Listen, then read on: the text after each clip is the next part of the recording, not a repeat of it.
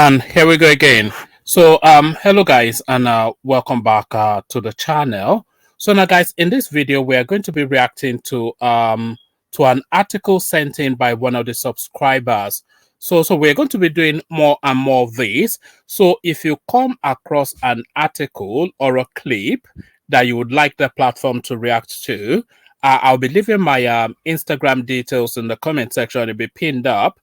So if you want us to react to either a clip or an article, send it to me via Instagram, and then we'll make the decision to react to it. So this particular piece was sent in by one of our subscribers, Solomon, who was asking for a reaction to it. So you've seen the headline already. So one of the Obas in Lagos, of course, actually, don't let me preempt it. Let me just bring it on the screen, and then we'll go through it together. So here it is. So there it is. So yes, Oba Elegushi fixes Oro cult ritual on election day, warns non-indigenous women to respect tradition in Eti Osa.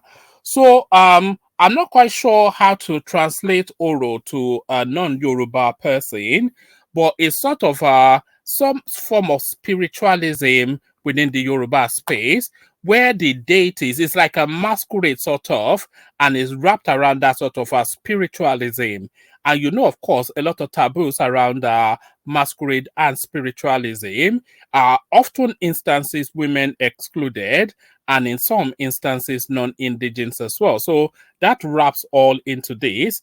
Oba Elegushi fixes Oro cult ritual on election day, wants non-indigenous women to respect tradition. So from the headline already, you know where that is headed, but let's read through it first, and then we'll see what we're making of it. Let me just see. Let me see how it's looking there.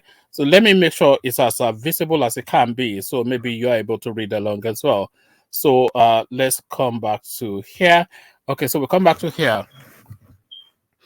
The traditional ruler of Ikate Elegushi Kingdom, Sahid Ademola Kusenla III, has declared a 3-day oral rite on non-indigenous and women from midnight to 5:30 a.m., including Saturday's governorship and state assembly election day. In a memo issued to residents of Ikate Elegushi, the monarch announced that there would be a restriction of movement to perform the oral rites in the community from Wednesday to Saturday. Residents of the community allege there is a political motive for the curfew, which will further disenfranchise women and non-indigenous from voting on election day. Others complained that it would paralyze commercial activities in the community. Temitope Oyefeso, the special assistant on media affairs to the Ikate Kingdom's monarch, confirmed that an oral rite is happening in Ikate Elegushi Kingdom. Yes, there is an oral rite happening in Ikate Kingdom. So, the Elegushi Community Council decided that residents and visitors should be in their houses from midnight to morning on Wednesday to Saturday, Mr. Oyefeso told correspondents. Mr. Oyefeso debunked the allegation that it will affect election activities on Saturday, declaring, "We are not saying people should sit at home during the day like they have in other places." He added, "Elections are held during the day, and by morning, we would open the roads for people to come.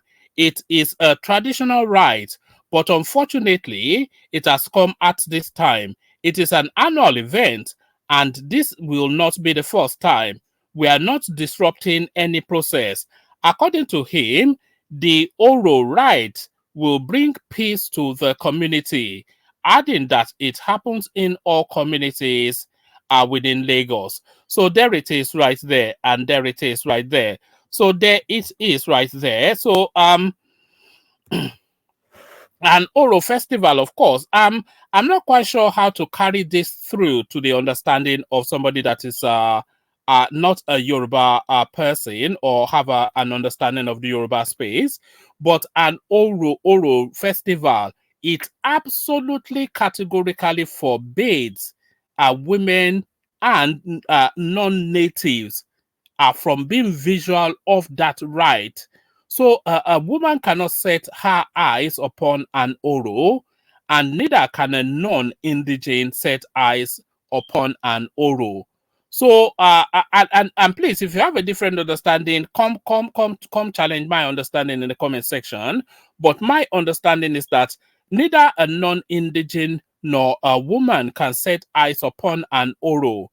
So now, who is going to run that risk that in a space where all these traditional rites are being performed, you are saying them because you're so fervent in your need and want for Rhodes Vivour to be governor, you would defy that tradition to go and cast your vote. So a lot of people, of course, are because this election now has now turned into by fair means or foul sort of a space. So by fair means or foul. So either which way and any which way, elections have to be won and lost. And it looks as though all of the repertoires of electioneering peculiar to that space are being deployed in this particular instance. So there it is right there, the Oro festival. Now, if you're a non-indigene and you choose to defy, because if you choose to defy the Oro festival, you do that at your own peril. It might well prove to be the ultimate decision you will make, and probably the final decision you will make as well. So that is how deep and how serious it can be. So there it is. The Elegushi has deployed the Oro festival to some people will say to stymie the obedient votes that are likely to come out for what is his name, Rhodes Vivour.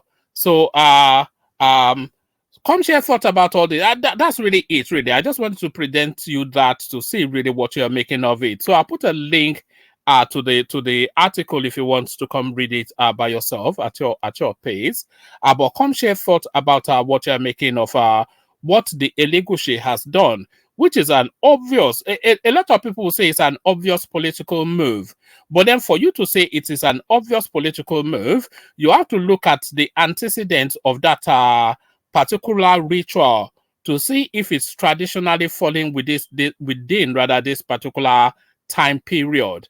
So if it has traditionally always been within this time period, then of course you cannot quibble too much. But I suspect that schedules and calendars and diaries have been maneuvered in order to disenfranchise particular votes that they don't want to come into play. So come share thoughts about all this with me in the comment section. And as I said, if you have any clips or articles that you'd like the platform to respond to, just send it to me via Instagram. I'll have a look at it and make the decision if it's something that the platform wants to take on. So I'll leave it here.